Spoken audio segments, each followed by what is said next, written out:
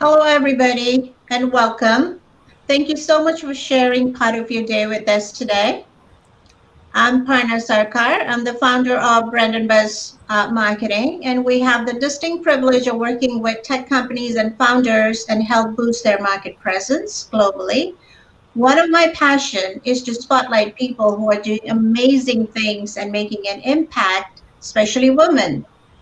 Today, I have the distinct honor of chatting with Camila. She is the Chief Diversity Officer and CSR leader at PTC and the founder of G Rock Music. To me, Camila is a rock star. You'll find out soon enough what I mean. And she's also committed to supporting diversity and inclusion, especially in the tech industry. So buckle up and be prepared for an amazing ride. Welcome, Camila. It's so great to have you here. Hi, Parna. Great to talk to you again, and thank you for that intro. Of course, of course. Mhm. So you obviously have an amazing background. Would you like to share a little bit about yourself with the audience? Sure, sure. So I am about 6 months into my appointment as PTC's first Chief Diversity Officer and Corporate Social Responsibility Leader. It's an exciting time to be at the organization as we are moving through incredible transformation internally as we help our customers transform as well. We are looking at ways of building sustainable programming around DEI and CSR, and to be in at the beginning really of this journey is super exciting. And we'll talk a little bit more about that as we go on. Prior to PTC, I was at TripAdvisor, also brought in to help them build out a global DEI program. And then I spent some time at Korn Ferry before that in Procter & Gamble. But my entire career has been largely dedicated to the work of diversity, equity, inclusion, including in the music industry, as you mentioned. I'm super passionate about highlighting the voices of women and non-binary artists in the field, and working on projects that help to create more equity within the industry as well. Excellent. Thank you for that. Sure. So before we start the conversation, I know we're going to talk about DEI and the various aspects of it.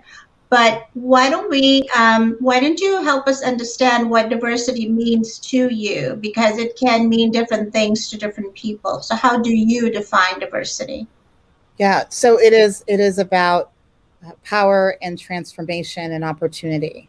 And we know that by definition, diversity paired with equity and inclusion can talk about spaces of identity, can talk about policies and practices and programs, and the commitment to creating environments that support all of that.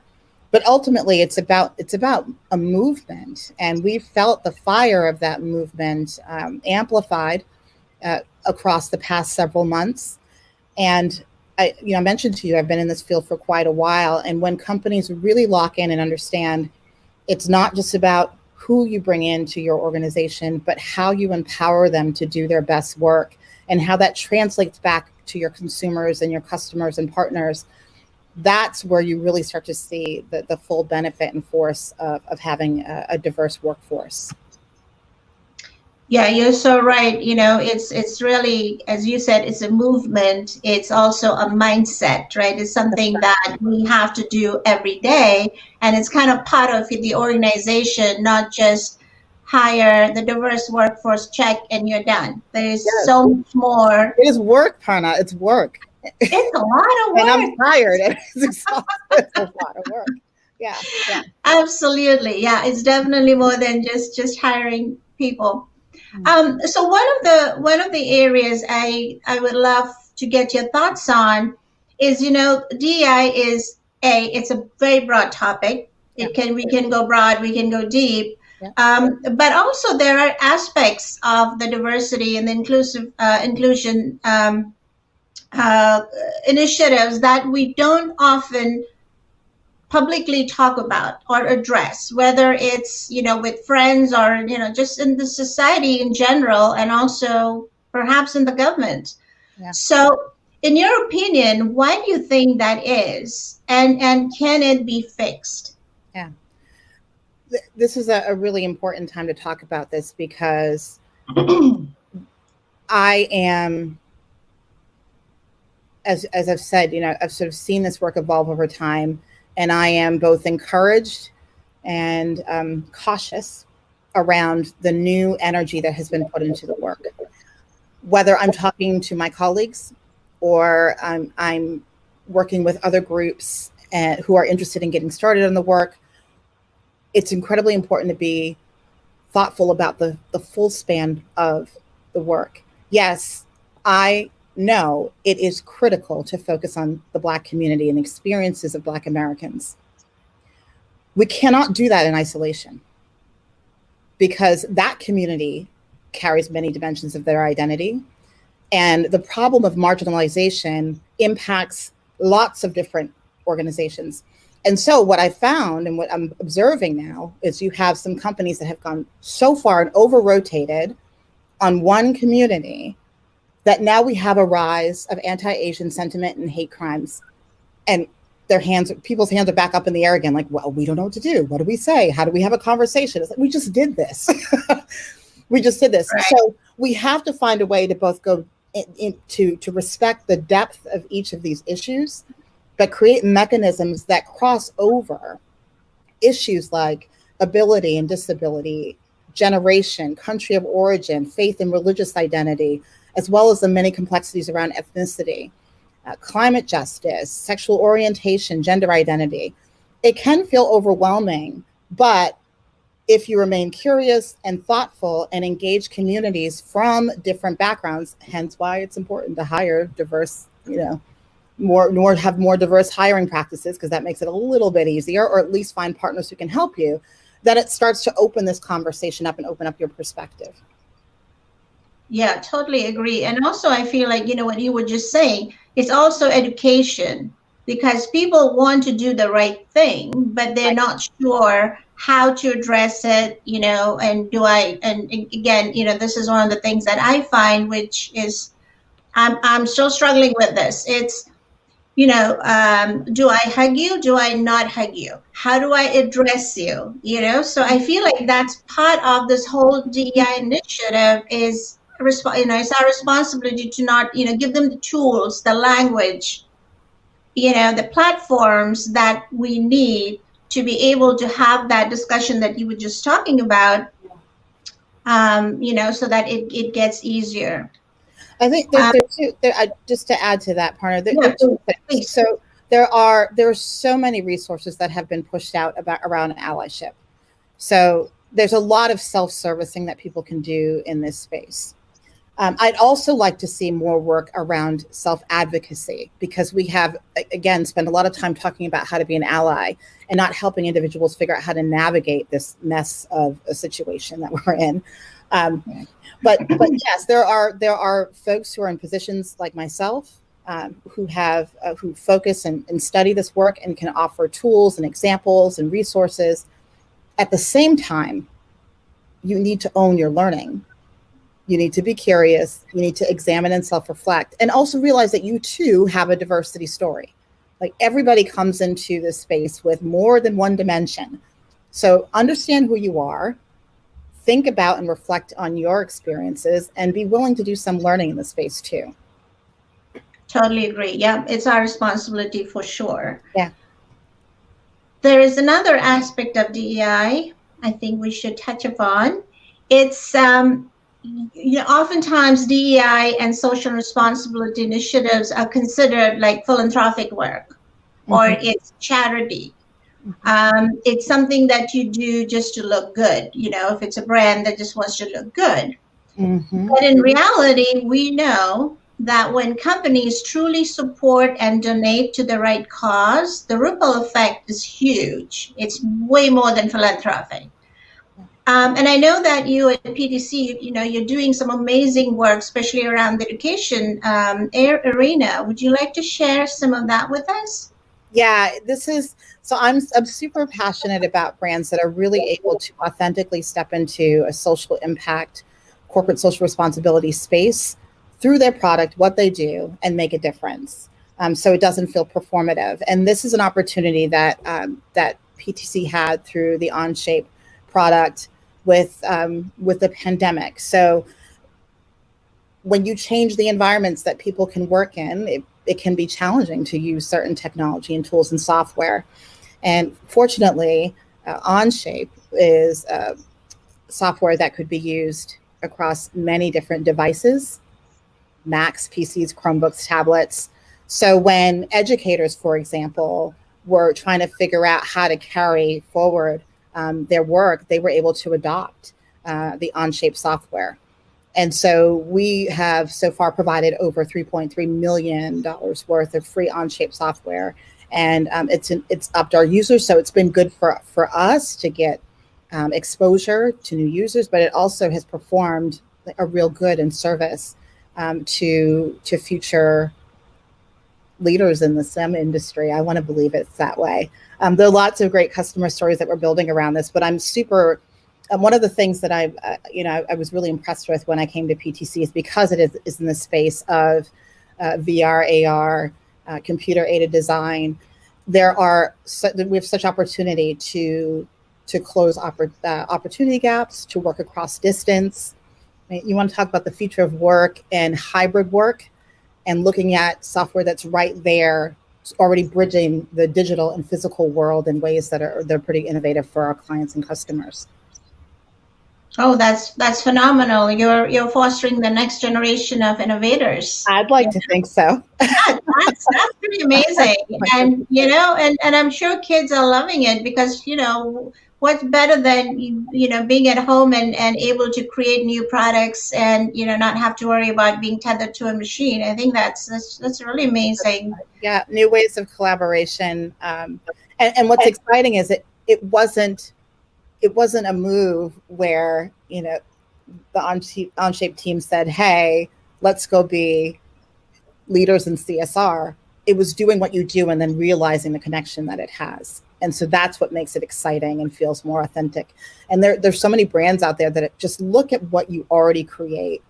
Don't start to, it's great if you make donations, and it's great if you want to start bridging new partnerships, but start with what you do really, really well and see how that can help address challenges and social issues.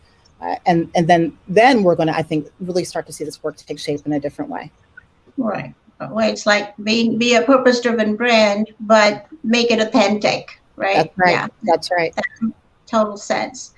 So, obviously we know that diversity improves company performance. Just shifting a little bit. Yeah. We've seen a lot of, research has been done about it. I think recently I saw that Gartner did a report where they were talking about gender diverse and inclusive teams have been outperforming the less inclusive counterparts by 50%, which is pretty amazing. I think BCG had a report about diverse teams was showing 45% higher innovation revenue versus those that weren't.